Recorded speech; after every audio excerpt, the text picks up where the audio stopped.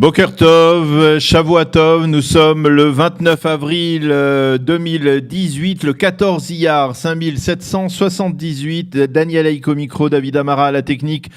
Heureux de vous retrouver ce matin pour cette nouvelle heure d'actualité, la première de cette semaine qui, nous l'espérons, sera plus sereine et calme que ne l'a été la précédente, avec bien entendu le drame que nous avons vécu la semaine dernière, en fin de semaine dernière, avec la disparition tragique de ces 10 jeunes Israéliens. Nous allons y revenir bien entendu dans le premier journal que je vous présenterai dans quelques secondes, et également bien entendu dans la revue de la presse. Vers 8h10, nous recevrons dans ce studio Chaim Messika, qui est le porte-parole du ministre israélien des Finances Moshe Kahlon et le délégué du parti Kulanu au Congrès juif mondial. Nous parlerons avec lui, bien entendu, des projets que pourrait avoir le ministre des Finances, que ce soit de manière générale pour l'ensemble des Israéliens, mais en particulier aussi pour les nouveaux immigrants, pour les Olim Hadashim, et peut-être même plus spécifiquement pour les Olim de France.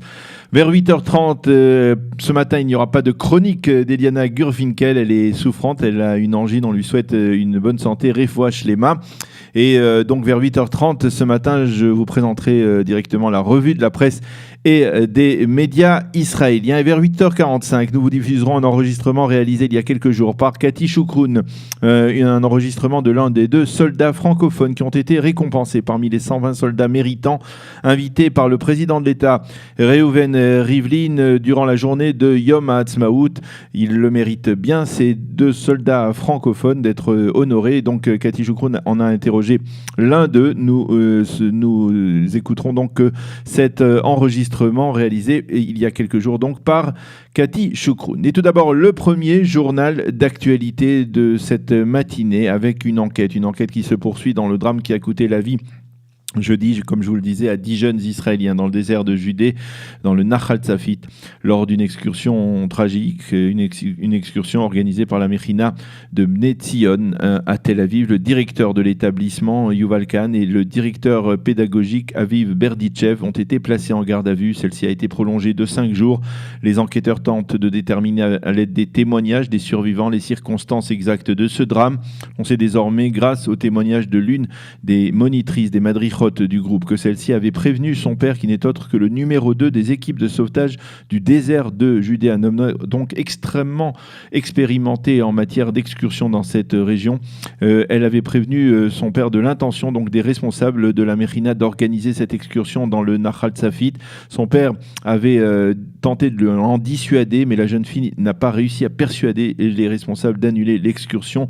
La jeune fille, cette madricha, donc n'est que assignée à résidence, en tout cas, donc pour l'instant, et on considère que sa responsabilité dans le drame est bien moindre que celle apparemment du directeur de la Mechina et du directeur éducatif pédagogique de cette Mechina. À noter que le ministère israélien de l'Éducation a décidé dès hier soir de créer une commission qui réunira des responsables du ministère israélien de la Défense, du ministère de l'Éducation et de l'association des Mechinot pré-militaires, afin de déterminer les démarches à entreprendre pour valider impérativement chaque excursion, comme cela se fait dans le ministère de l'Éducation, comme nous l'avait expliqué le vendredi dernier, en particulier Daniel Benaïm, le directeur général de l'agence juive, qui nous avait expliqué comment cela se déroulait dans le cadre des excursions organisées par Israël Expérience par la Chavaya à Israélite. Vendredi,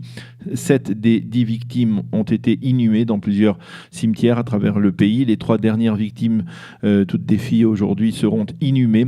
Donc aujourd'hui également, il faut noter qu'hier, à la tombée du Shabbat, des centaines de jeunes de la Mechina de Bnei Tzion, mais également d'autres années préparatoires à travers le pays, ainsi que des jeunes des mouvements de jeunesse, se sont rassemblés sur la place Yitzhak Rabin à Tel Aviv pour rendre un hommage silencieux à ces 10 jeunes. Il y avait parmi eux des jeunes de toutes les tendances et de toutes les obédiences, que ce soit politiques ou religieuses, un peu à l'image de cette Mechina qui se voulait être une Mechina de rassemblement, de réunion au sein donc de la société israélienne. Il faut préciser également dans ce dossier qu'un chauffeur arabe israélien de Taïbé, Eman Jaber, est toujours porté disparu depuis jeudi soir après que son camion se soit renversé dans le Nahal Tzin, dans le désert du Negev, au moment donc d'une inondation. Les recherches se poursuivent pour tenter de le retrouver sain et sauf. Le reste de l'actualité, c'est aujourd'hui que se tiendra à Jérusalem la première rencontre entre le Premier ministre Benjamin Netanyahou et le nouveau secrétaire d'État américain Mike Pompeo. Une rencontre durant laquelle il sera bien entendu question de la menace iranienne en Syrie, de l'accord de Vienne également, mais aussi du transfert de l'ambassade des États-Unis de Tel Aviv à Jérusalem. Et à ce propos, une déclaration faite par le président américain Donald Trump a ravivé l'espoir en Israël de le voir arriver en Israël le 14 mai prochain pour l'inauguration de l'ambassade. Il est possible que je vienne, je suis très fier de cela, a déclaré Donald Trump, qui laisse entrevoir l'espoir de son arrivée ici dans le cadre de cette inauguration qui doit se dérouler donc le 14 mai prochain. Jusqu'à présent, on pensait que ce ne serait que Jared Kushner et son épouse Ivanka Trump qui seraient les invités d'honneur de cette inauguration. Mais donc, toujours possible que le président américain arrive à cette occasion tout à fait historique. Autre rencontre importante aujourd'hui pour Benjamin Netanyahou, celle qu'il doit avoir avec la présidente de la Cour suprême, Esther Chayout, et cela en compagnie de la ministre de la Justice, Ayelet Shaked. À l'ordre du jour de cet entretien, il faut le souligner, rarissime, l'intention du gouvernement de faire voter la clause de priorité accordant justement une priorité au pouvoir exécutif et législatif, c'est-à-dire au gouvernement et à la Knesset, sur le pouvoir juridique, c'est-à-dire sur la Cour suprême. Une clause historique, mais qui est contestée par la présidente de la Cour suprême. En raison de cette rencontre, Ayelet Shaked a accepté de reporter à la semaine prochaine la réunion de la commission interministérielle des lois qui devait débattre de cette clause.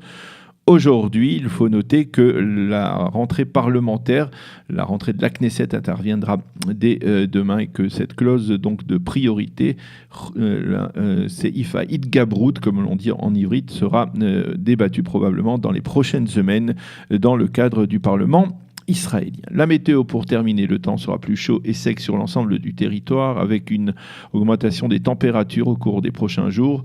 Il fera 25 degrés à Jérusalem, également à Tel Aviv, et 35 degrés à Eilat. Nous allons marquer une première pause musicale et on se retrouve après avec notre invité Chaim Messika, porte-parole du ministre israélien des Finances Moshe Kahlon.